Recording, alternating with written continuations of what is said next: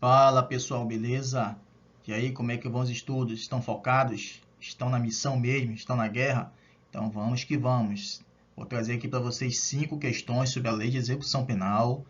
A gente tem gravado alguns vídeos a respeito dessa lei que é importantíssima, é a lei mais importante para o teu concurso. E dessa vez a gente vai trazer aqui questões que já foram cobradas pela CESP, ok? Concursos aí anteriores, concursos de nível altíssimo, e vamos comentar essas questões aqui de uma forma detalhada para que vocês peguem aí os pontos importantíssimos aí a respeito da jurisprudência também, porque Banca Sebrasp, como vocês sabem, trabalha muito a jurisprudência. Então é importante que vocês tenham isso em mente e que vocês também exercitem esse conhecimento, ok, galera? Então vamos que vamos ao que interessa. Prova CESP 2018, Polícia Federal para delegado. Como eu falei, eu adaptei aqui, tá? Fiz algumas modificações em algumas questões, em outras pequenas modificações mesmo, só para que a gente possa comentar e trazer aqui o que é de mais relevante para vocês. Vamos lá. Diogo, condenado a 7 anos e 6 meses de reclusão pela prática de determinado crime, deve iniciar o cumprimento da pena no regime semiaberto. Galera, primeira pergunta, vamos parar por aqui. Até aqui, o que vocês me dizem? Esse item está certo? Se o item tivesse até aqui, Diogo condenado até 7 anos e 6 meses de reclusão pela prática de determinado crime, ele deveria iniciar o cumprimento do regime semiaberto? Perfeito, né, pessoal? Até aqui, correto. Por quê, professor? Porque, vejam só, a pena de 7 anos e 6 meses. E como é que eu sei que ele tem que cumprir essa pena de 7 anos e 6 meses no regime semiaberto? Como é que eu determino esse regime? Na verdade, quem determina isso é a própria lei, não a lei de execução penal, mas o Código Penal, lá no artigo 33 do Código Penal, no parágrafo 2º, você vai ter lá a linha A, B e C, que vai estabelecer o quanto de pena para determinado regime. Tá? Então, veja, se você for verificar lá, você vai verificar que até 4 anos de pena, tá? O regime inicial será o aberto. Acima de 4 até 8, o regime é o semiaberto. E acima de 8, o regime é o fechado. Claro que isso daí é um padrão, é uma regra, tá certo? Pode variar, pode ter suas exceções. Por exemplo, existem pessoas que começam cumprindo pena superior a 8 anos no regime semiaberto. Pode acontecer isso? Pode. Por quê? Porque o juiz vai estabelecer esse regime de cumprimento inicial de acordo com aquilo que ele vai analisar também lá no artigo 59 do Código Penal. Beleza, galera? Então, a regra é essa, tá certo? Então, vocês têm que conhecer essa parte também do Código Penal, que tem tudo a ver aqui com a Lei de Execução Penal. Mas, passando essa parte, vamos continuar aqui. Todavia, na cidade onde se encontra, só há estabelecimento prisional adequado para execução da pena em regime fechado. Então, olha só, olha o que está acontecendo aqui. O Diogo foi condenado a 7 anos e 6 meses e deverá cumprir a sua pena em regime semiaberto. Já expliquei o motivo. Só que lá onde ele foi condenado, na comarca onde ele foi condenado, só existe regime fechado. Então, a pergunta vem agora. Veja bem, nessa situação, o juiz não poderá determinar que Diogo inicie o cumprimento da pena no regime fechado? E aí, galera? O juiz pode ou não pode determinar que essa pena seja cumprida inicialmente no regime fechado? Galera, o juiz não poderá, tá certa a questão, não pode o preso ser prejudicado por conta da inércia, por conta de uma falha do próprio Estado. Imagina você, o cidadão foi condenado a cumprir determinada pena em determinado regime e na cidade não tem o presídio, não tem um local adequado. De quem é a culpa? Do preso? Claro que não, galera. A culpa é do próprio Estado, é uma omissão estatal. E o preso não pode pagar por isso. Por esse motivo, é proibido isso, galera. Inclusive, o STF já se manifestou nesse sentido, tá certo? Não pode. Então, o que vocês devem extrair dessa questão aqui, primeiramente, não pode, é proibido, é vedado o preso ser condenado em determinado regime e cumprir pena num regime mais gravoso, ok? Professor, tudo bem, mas ele pode cumprir num regime menos gravoso? Sim, nesse caso poderia. Se fosse, por exemplo, a questão estivesse dizendo aqui que só tinha regime fechado e casa do albergado lá, que é o regime aberto, aí ele poderia ir para casa do albergado. Não tem problema. Nesse caso poderia, porque o regime é menos gravoso. O que não pode acontecer é ele ir para o regime mais gravoso. Olha só, galera, veja bem. Olha a diferença do regime fechado para o regime semiaberto. Vocês vão ver na lei de execução penal, acredito que lá no artigo 91, a partir do 91 em diante, que o regime semiaberto, vocês também já devem saber disso, que o regime semiaberto ele é destinado, o estabelecimento para cumprimento do regime semiaberto, ele é o quê? Colônia agrícola, industrial ou estabelecimento similar. No regime fechado, ele é destinado para cumprimento em quê? Em penitenciária. Professor, mas tem muita diferença entre penitenciária e colônia agrícola? Gente, tem bastante. Não só na estrutura, como na parte também dos direitos, né? Um preso, por exemplo, que está no regime semiaberto, ele tem direito a saídas temporárias, né? 35 dias ao ano, tá certo? Divididos ali em 5 períodos de 7 dias no máximo. O regime fechado tem esse direito? Claro que não. Ele não tem direito a sair temporário. Então, além da estrutura, né, e outros aspectos, eu trouxe aqui apenas um dos aspectos que é diferente, pessoal. Então, não pode ali o preso cumprir pena no regime mais gravoso, ok? Isso é pacífico na jurisprudência do STF, tá certo? Agora, tem fundamentação legal para isso? Tem, pessoal. Trouxe aqui o artigo 87 para vocês. Já até comentei, ó, que a penitenciária destina-se a quê? A uma reclusão no regime fechado. Colônia agrícola, regime semiaberto. Isso aqui vocês já devem saber. Artigo 87, 91, gravem isso aqui. Marca lá na tua lei, na LEP. Agora, o que mais é importante aqui também com relação à jurisprudência está aqui. Súmula vinculante, CESP adora. E essa aqui é provável, além de outras que vêm na tua prova. Súmula vinculante 56.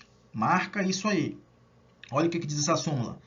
A falta de estabelecimento penal adequado não autoriza, vou frisar bem, não autoriza a manutenção do preso em regime prisional mais gravoso.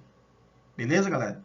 Devendo-se observar os parâmetros nessa hipótese fixados no recurso extraordinário 641.320 do Rio Grande do Sul. Professor, mas o que é esse recurso? Galera, aqui tem ali tem uma tese ali descrita, na verdade, nesse recurso, mas eu vou extrair aqui a súmula para vocês. Nesse recurso, o STF entendeu o seguinte: se não tem estabelecimento penal adequado, ou se não tem vaga naquele estabelecimento penal onde o preso deve cumprir o regime dele, inicialmente, então ele não pode ser mandado para o mais gravoso. O que deve acontecer é o seguinte: no caso aqui que eu trouxe do Diogo, o que poderia ser feito, de acordo com o entendimento do STF? Colocar o Diogo numa saída antecipada. O que seria essa saída antecipada? Ia antecipar a saída dele, tá? E aí o STF entendeu também que é possível colocar ele nessa saída antecipada com o uso de equipamento eletrônico, que nós já sabemos que é a tornozeleira eletrônica. Tá certo, galera? Então, nesse caso aqui, poderia ser colocado lá o Diogo em uma saída antecipada com monitoramento eletrônico, que seria a tornozeleira. É essa situação aqui, nesse caso. É o que diz a súmula vinculante 56, baseado nesses parâmetros aqui do recurso extraordinário 641. Se vocês quiserem ler, fiquem à vontade. Nós não vamos trazer aqui para não ficar muito longa aqui a explicação. Mas eu acho que o que tinha de importante que eu já trouxe para vocês de forma detalhada, tá? Então, fiquem muito atentos, muito espertos com relação a esse entendimento dessa súmula. Beleza, galera? Tranquilo? Vamos que vamos, próximo item. CESP 2017, Defensor Público Federal. Mais uma adaptada, ok?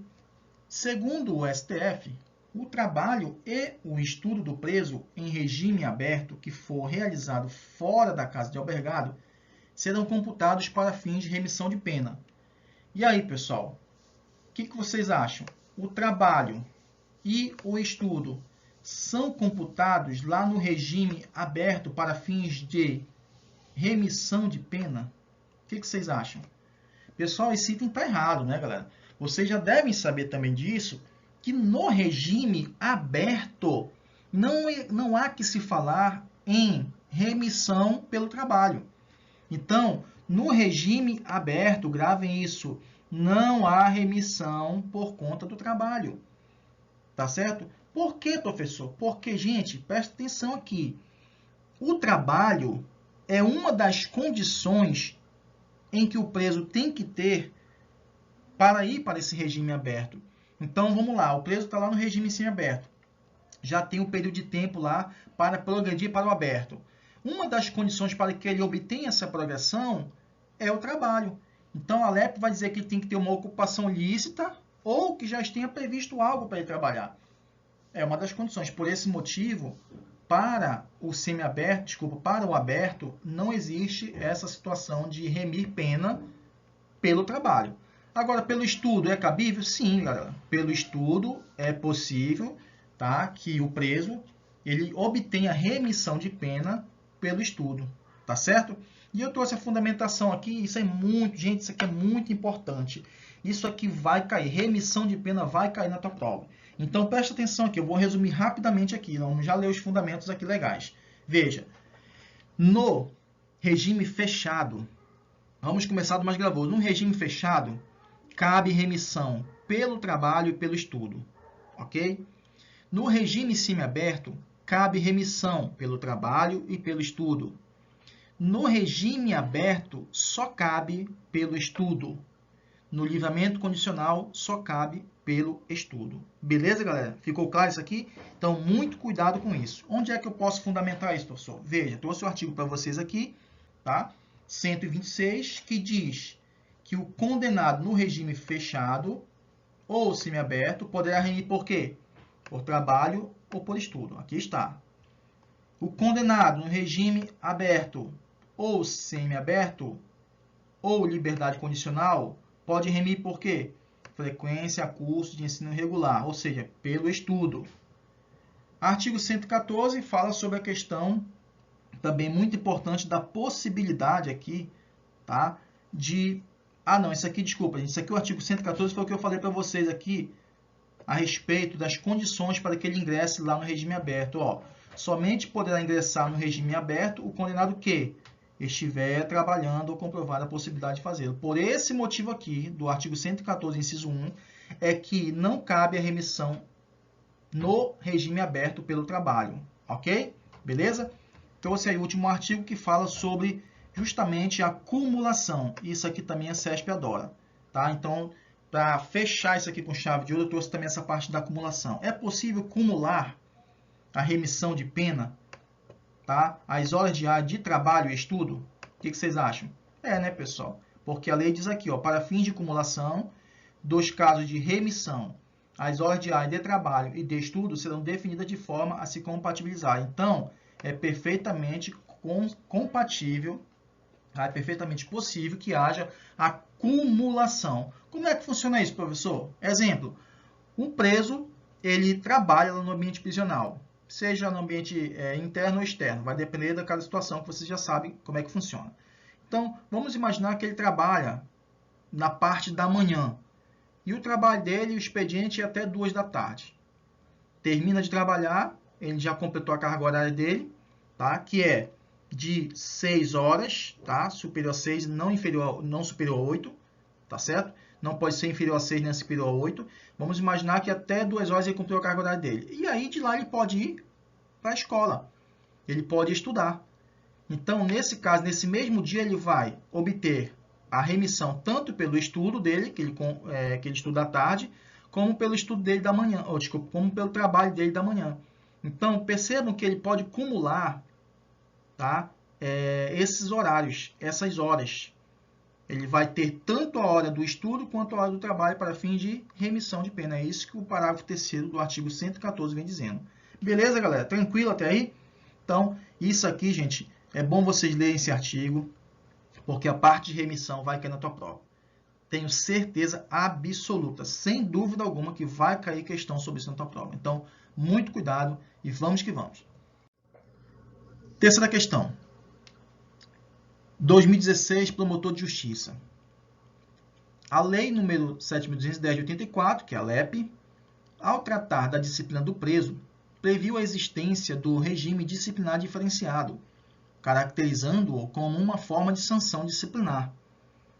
Dispôs que estarão sujeitos a tal regime tanto os presos provisórios como os condenados, nacionais ou estrangeiros, que apresentem alto risco para a ordem e para a segurança do estabelecimento penal ou da sociedade, que, neste caso, a medida deverá ser cumprida em estabelecimento penal federal.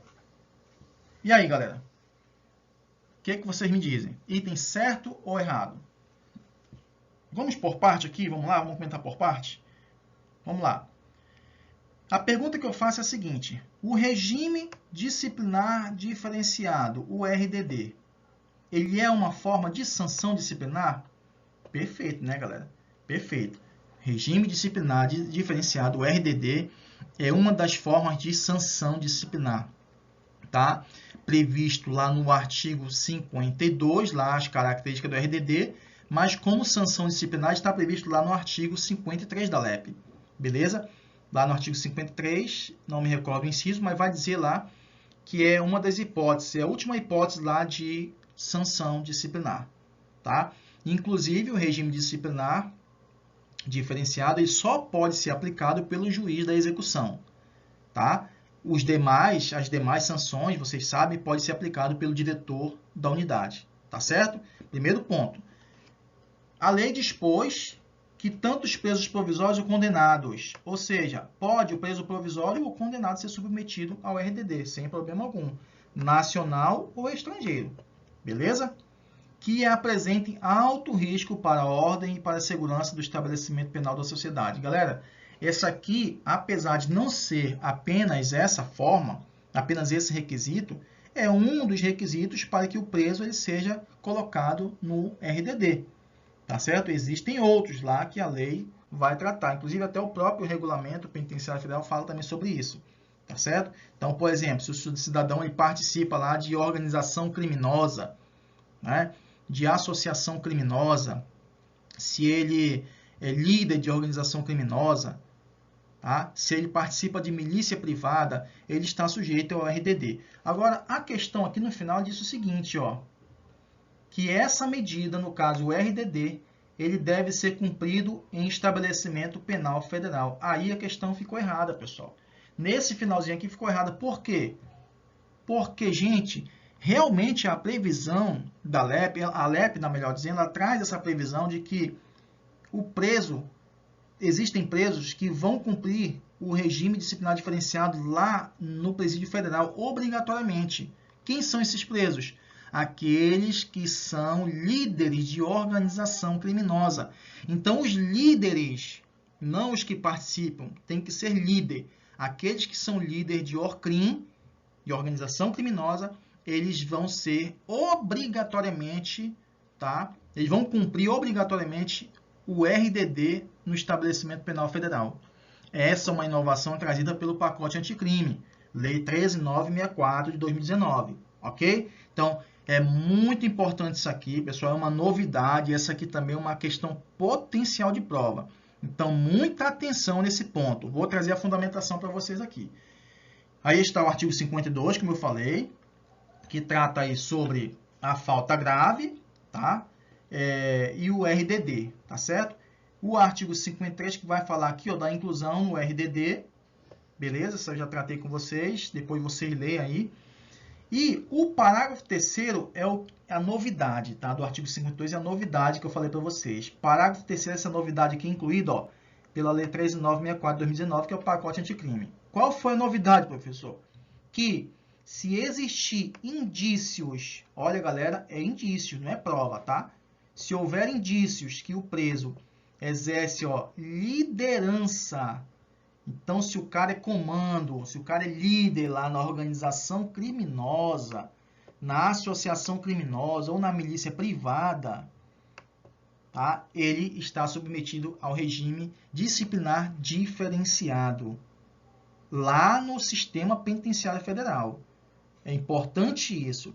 Então, se vier na tua prova que o cara foi mandado para o presídio federal para cumprir, que o cara foi submetido ao RDD, e ele é líder de organização criminosa, líder de associação criminosa ou de milícia privada, você já tem que ter em mente o seguinte, pô, se o cara é líder, se o cara é o cabeça, então esse RDD vai ser cumprido aonde?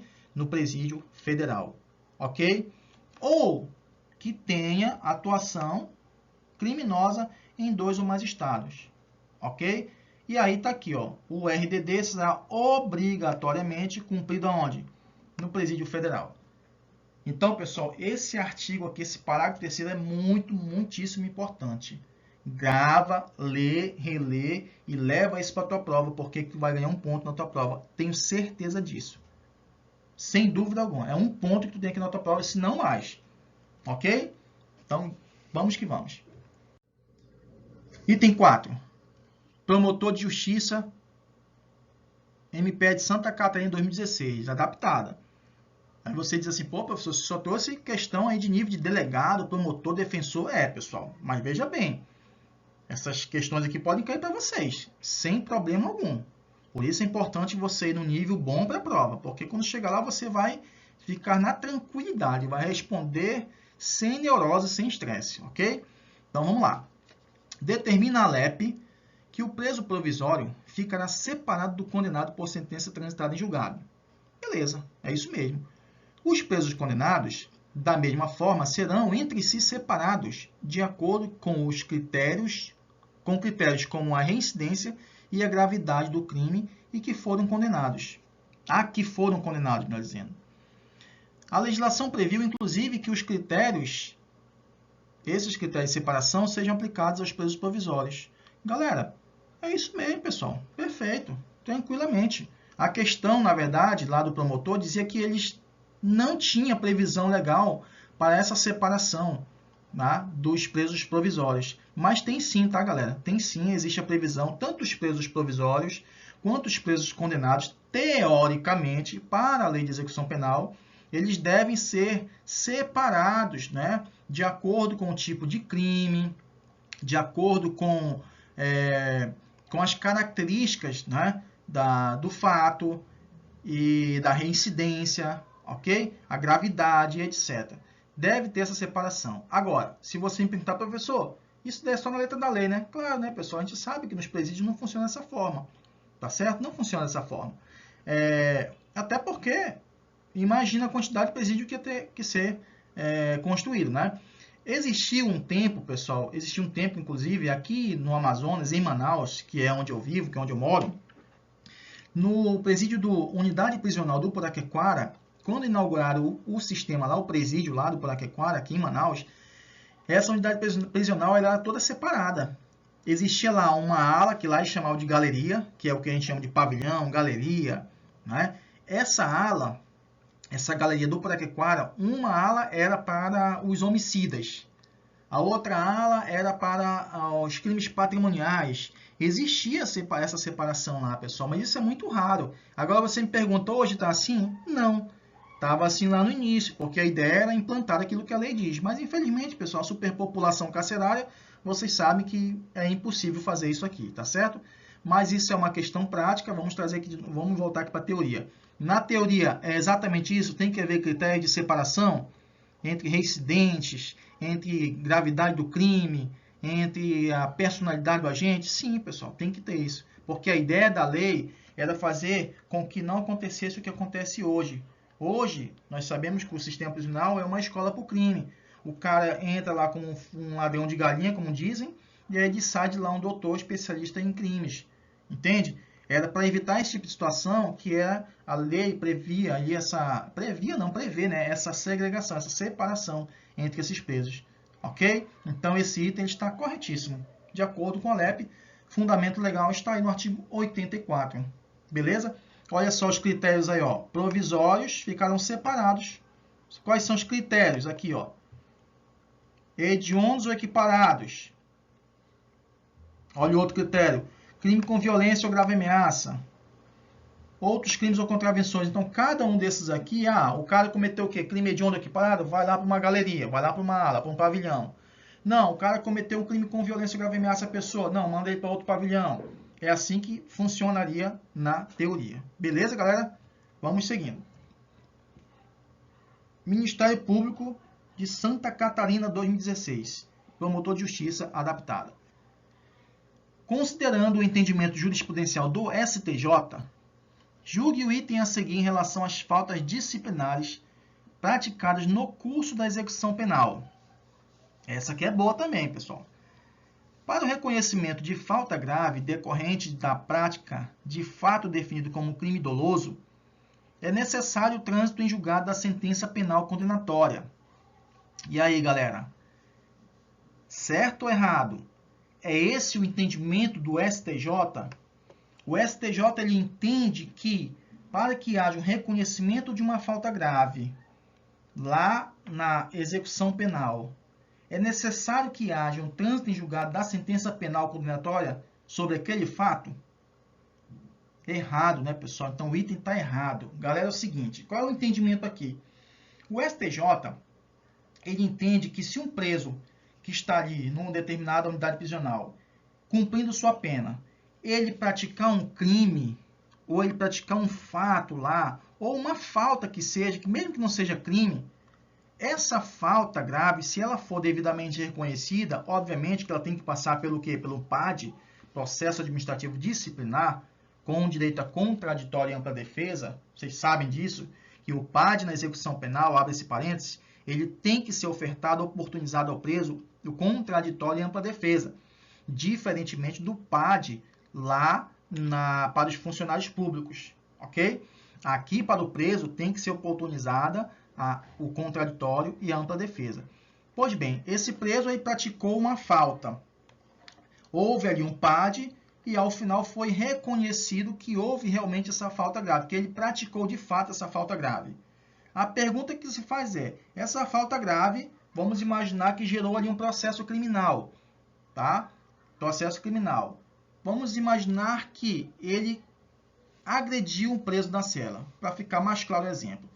O preso A agrediu o preso B dentro da sua cela. Gerou ali um PAD, foi reconhecida essa falta grave por conta desse fato. Só que, paralelamente, tá, gerou também ali um processo criminal. A pergunta que se faz é, por esse mesmo fato que foi reconhecido como falta grave, a agressão lá ao outro preso, gerou um processo criminal, tem que esperar o processo criminal, tá, com sentença transitada em julgado, reconhecer que houve realmente esse fato para que o preso seja punido pela falta grave? Não, galera, é isso que o STJ diz que não precisa. Então, o reconhecimento dessa falta grave, ele independe do trânsito em julgado de sentença penal condenatória, independe. Ainda que não tenha transitado em julgado lá no criminal, aqui no PAD, lá na unidade prisional, já surte o efeito da falta grave.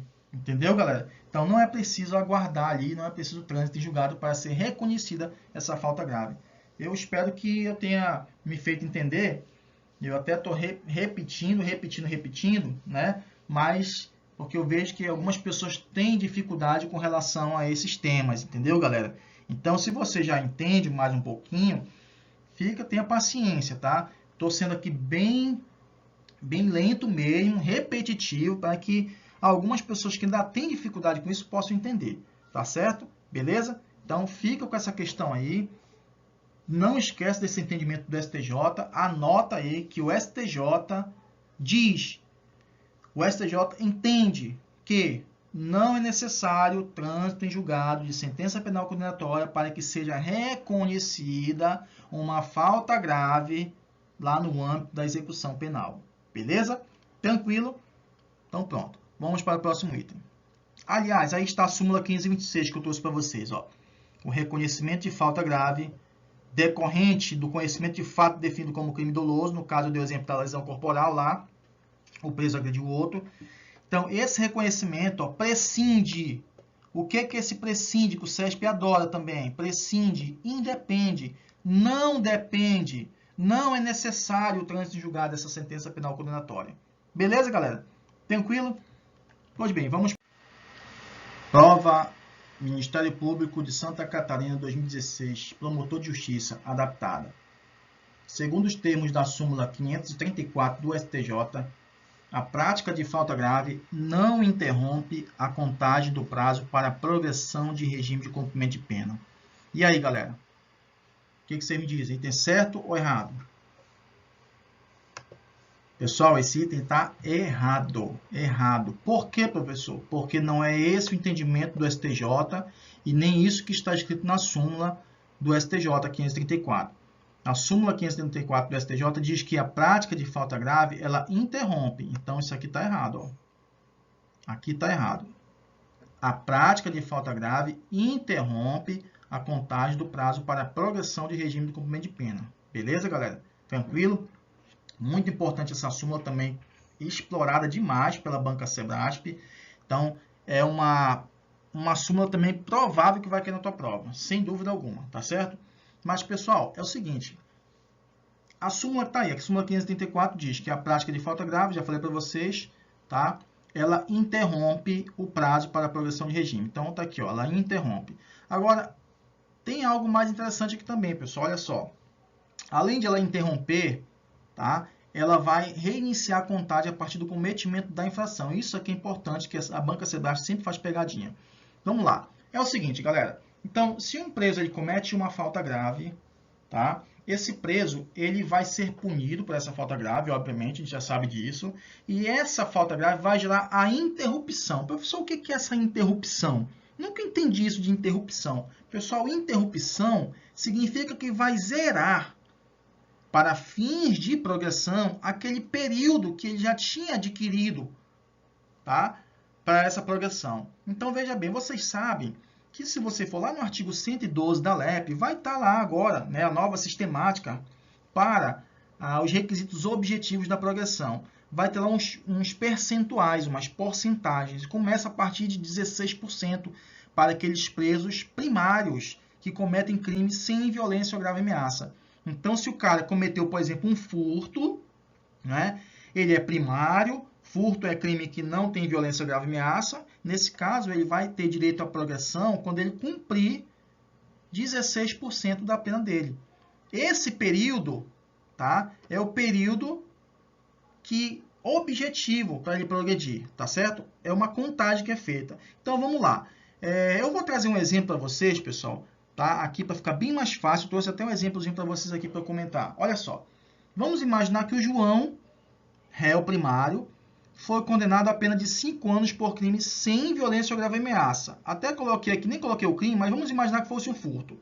Nós já vimos que o furto, né, ele é um crime sem violência ou grave ameaça. Perfeito? Beleza. Aí o João, ele cumpriu, ó, como eu falei, 16% da pena, que é o que está previsto lá no artigo 112 da LEP. E aí resta para ele cumprir 4 anos, porque se ele foi condenado a 5 anos, já cumpriu 1 ano, 16%. Na verdade, aqui é aproximado. Por quê? Porque vai dar aqui uns 10 meses, tá? 16% de 5 vai dar mais ou menos ali, acho que 9, 5, 4 meses, uma coisa por aí, tá? Por isso que eu coloquei aproximado. Pois bem, vamos lá. Ele cumpriu, ele foi condenado a 5 anos, cumpriu 1 ano, resta 4. Matemática bem fácil, beleza? Se resta 4 anos, tranquilo. Aí ele fez o pedido para progredir, porque ele já cumpriu 16%, ele já cumpriu esse requisito objetivo. Então, ele vai pedir a progressão dele. Só que foi reconhecida uma falta grave, ó. Foi reconhecida uma falta grave em seu desfavor. Então, veja, João já preenche o requisito objetivo de 16%? Sim, já cumpriu 1 ano de pena. Já preencheu o requisito objetivo. Mas aí, galera, é o seguinte, ele cometeu uma falta grave. E isso aqui é o que a gente chama de requisito subjetivo. Isso aqui vai impactar no que a gente chama de bom comportamento carcerário. Lá na certidão carcerária dele vai estar negativamente lá. Por quê? Porque ele cometeu falta grave. Isso, né, gera um requisito desfavorável para ele, um requisito subjetivo desfavorável. Beleza? Então, veja, qual é o resultado disso? João não poderá progredir. Não poderá progredir. Só que o mais importante ainda, pessoal, é dizer o seguinte, que muita gente não entende isso. O novo prazo, tá, vai ser contado sobre o restante da pena. Então, veja, João tinha 5 anos para cumprir, cumpriu 1 ano, preencheu o requisito objetivo, beleza, pediu a progressão, mas ele tinha falta grave. Quando ele praticou a falta grave, ele perdeu esse 16% aqui, ó. Ou seja, ele perdeu esse ano. Foi zerado. Por quê? Porque a prática de falta grave interrompe a contagem do prazo. Se ela interrompeu, meu amigo, então ele perdeu. Foi zerado esse 1 ano.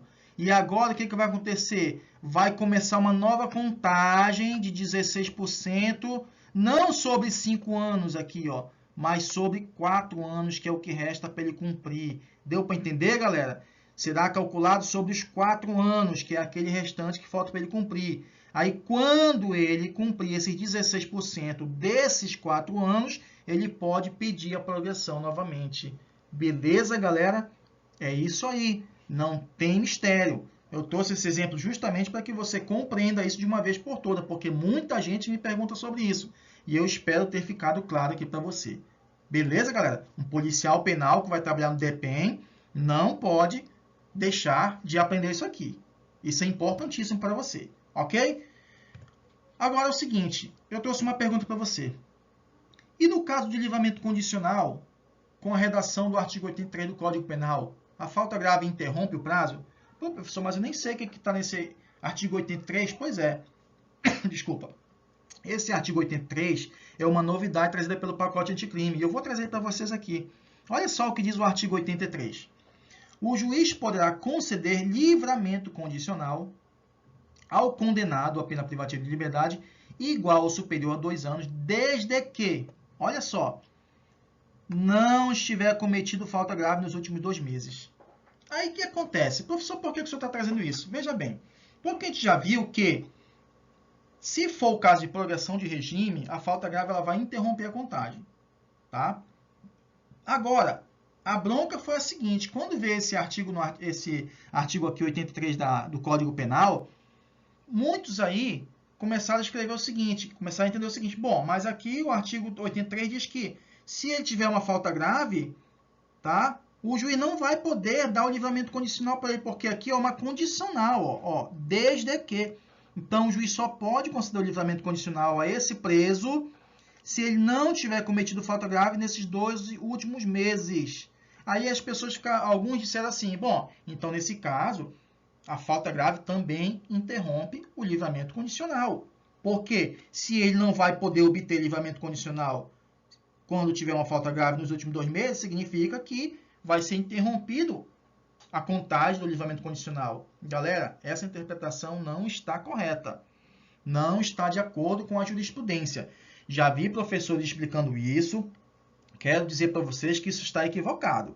O entendimento do Superior Tribunal de Justiça do STJ é que o cometimento de falta grave, ainda que nesses últimos 12 meses, ele vai impedir sim o livramento condicional, mas isso não significa que vai ser interrompida a contagem para esse livramento condicional. Deu para entender? Então, a falta grave não interrompe a contagem para o livramento condicional. Esse é o entendimento do STJ, inclusive já tem uma súmula, tá? Aqui a súmula 441 que eu trouxe para vocês, está aí, ó, a falta grave não interrompe o prazo para obtenção de livramento condicional. Professor, mas essa súmula é um pouco mais antiga, o pacote a gente quer ver agora, exatamente, mas os próprios tribunais, o próprio STJ já ratificou, confirmou essa súmula, entendimento agora em 2020, tá? E categoricamente os ministros afirmaram: a falta grave não interrompe o prazo para livramento condicional nos termos da súmula 441. Deu para entender, galera? Então não caiam nessa. Ah, mas o artigo 83 diz que ele não vai poder sair de livramento condicional. Sim, ele não vai poder, mas não significa que vai ser interrompida a contagem. O que significa aqui é que ele não preenche um requisito subjetivo. Lembrem-se, pessoal, entendo de uma vez por todas. Para o preso progredir de regime, é necessário que ele preencha requisitos objetivos. Um exemplo aqui, ó, é esse 16%. E também é necessário que ele preencha requisitos subjetivos. Exemplo, bom comportamento. Se ele tem falta grave, ele não tem um requisito subjetivo preenchido, que é justamente o bom comportamento. Compreenderam isso aí? Nada impede que depois de 3 meses, por exemplo, ele possa pedir novamente o livramento condicional. Entendeu? Não significa que ele vai interromper aqui, vai zerar aquele tempo que ele já tinha para fins de progressão do livramento condicional. Não. Essa interpretação está errada. Beleza, galera? Não interrompe. Ele vai continuar com aquela contagem. Então, no caso aqui de João, vamos pegar um exemplo de João. Se ele já tinha aqui 1 ano computado, se fosse aqui para livramento condicional, ele não vai perder. Aqui na progressão aqui de cumprimento de pena, aqui nesse regime aqui, progressão de regime, ele perde. Mas aqui no livramento condicional ele não perde. Beleza? Ele apenas não tem preenchido um requisito subjetivo, que é o bom comportamento, por conta da falta grave. Beleza, galera? Espero que tenha me assim, que vocês tenham entendido. Realmente não é um assunto fácil para quem está vendo a primeira vez, tá? Então, resumindo isso aqui, galera, é o seguinte: a falta grave, não esqueçam disso, ela interrompe a contagem do prazo para progressão de regime do cumprimento de pena. Beleza? De acordo com a súmula 534. Mas ela não interrompe, tá? Não interrompe no caso de livramento condicional. Beleza? Falta grave não interrompe, nos termos da súmula 441, não interrompe o prazo para obtenção de livramento condicional.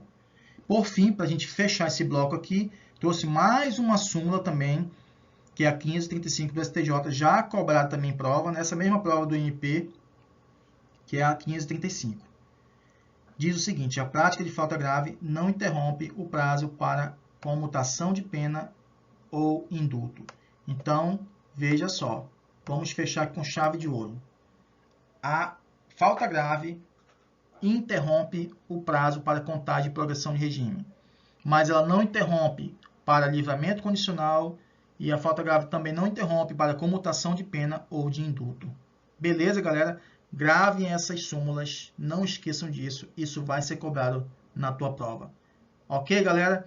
Qualquer dúvida, moçada, pode entrar em contato pelo Instagram, pode deixar aqui no YouTube, que a gente vai tentar esclarecer para vocês da melhor forma possível, ok? Não fica com essa dúvida, não leve essa dúvida se você tiver para a sua prova, porque lá não tem como correr, lá vai ter que se responder a questão, você sabe ou não sabe. Beleza, galera?